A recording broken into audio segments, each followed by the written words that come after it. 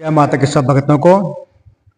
आज हम फाल्गुन महीने के कृष्ण पक्ष की एकादशी व्रत कथा को करते हैं।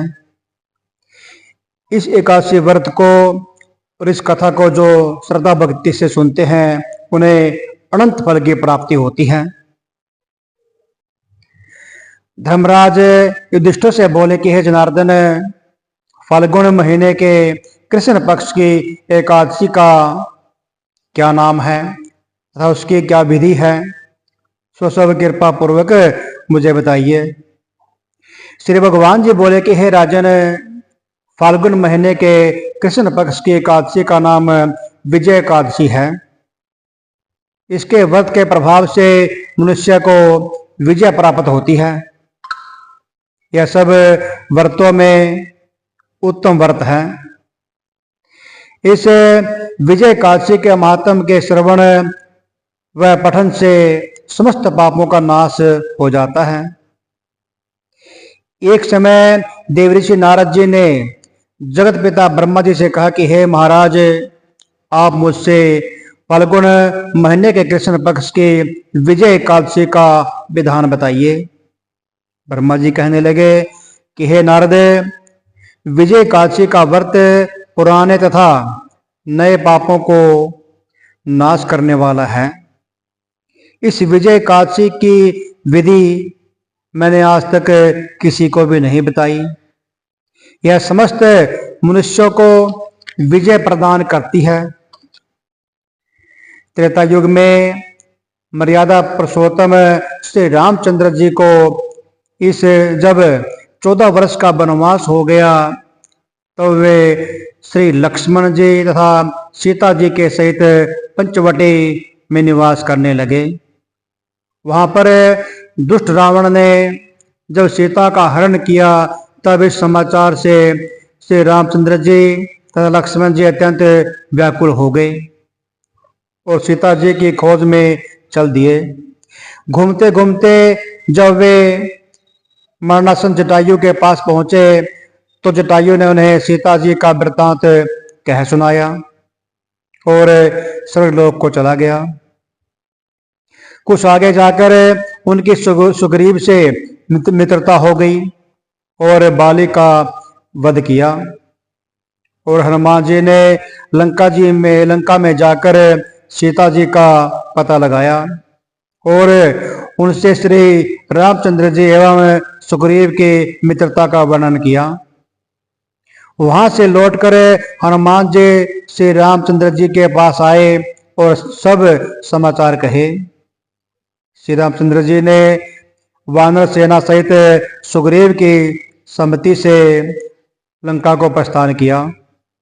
जब श्री रामचंद्र जी समुद्र के किनारे पहुंचे तब उन्होंने मगरमच्छ आदि से युक्त उस अगाध समुद्र को देखकर लक्ष्मण जी से कहा कि इस समुद्र को हम किस प्रकार पार कर सकेंगे।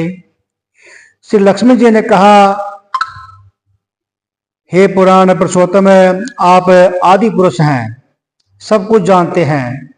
यहाँ से आधा योजन दूर पर कुमारी द्वीप में वक्तालव्य नाम के मुनि रहते हैं। उन्होंने अनेकों ब्रह्मा देखे हैं। आप उनके पास जाकर इसका उपाय पूछिए। लक्ष्मण जी के इस प्रकार के वचन सुनकर श्री रामचंद्र जी बगदालव्य ऋषि के पास गए और उनको प्रणाम करके बैठ गए।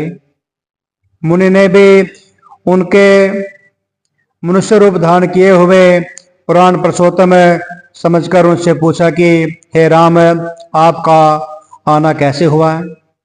रामचंद्र जी कहने लगे कि हे ऋषि, मैं अपनी सेना सहित यहाँ पर आया हूँ और राक्षसों को जीतने के लिए लंका जा रहा हूँ। आप कृपा करके समुद्र पार करने का कोई उपाय बतलाइए। मैं इसी कारण आपके पास आया हूँ। बगदालव्य ऋषि बोले, हे राम, फाल्गुन महीने की कृष्ण पक्ष की एकादशी का उत्तम व्रत करने से निश्चय ही आपकी विजय होगी। साथ ही आप समुद्र भी अवश्य पार कर लेंगे। इस व्रत की विधि यह है कि दशमी के दिन स्वर्ण, चांदी, तांबा या मिट्टी का एक घड़ा बनावें।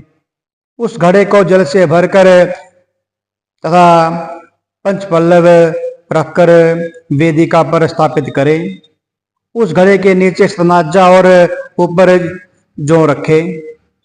उस पर श्री नारायण भगवान की स्वर्ण की मूर्ति स्थापित करें। एकादशी के दिन स्नान आदि से निवृत्त होकर धूप, दीप, नैवेद्य, नारियल आदि से भगवान की पूजा करें। तत्पश्चात अगले दिन घड़े के सामने बैठकर पूरा दिन व्यतीत करें और रात्रि को भी उसी प्रकार बैठे बैठे रहकर जागरण करें और द्वादशी के दिन नित्य नियम से निवृत्त होकर उस घड़े को ब्राह्मण को दान कर देवें। हे राम, यदि तुम भी इस व्रत को सेनापतियों सहित करोगे तो तुम्हारी विजय अवश्य होगी। श्री रामचंद्र जी ने ऋषि के कथा अनुसार इस व्रत को किया और उसके प्रभाव से दैत्यों पर विजय प्राप्त की। अतः हे राजन, जो कोई मनुष्य विधि पूर्वक इस व्रत को करेगा, दोनों लोकों में उसकी अवश्य ही विजय होगी। श्री ब्रह्मा जी ने नारद जी से कहा कि हे पुत्र, जो कोई भी इस व्रत के महात्म को पढ़ता है या सुनता है, उसको भाजपे यज्ञ का फल प्राप्त हो जाता है। बोलो एकादशी महात्म की जय, विष्णु भगवान की जय।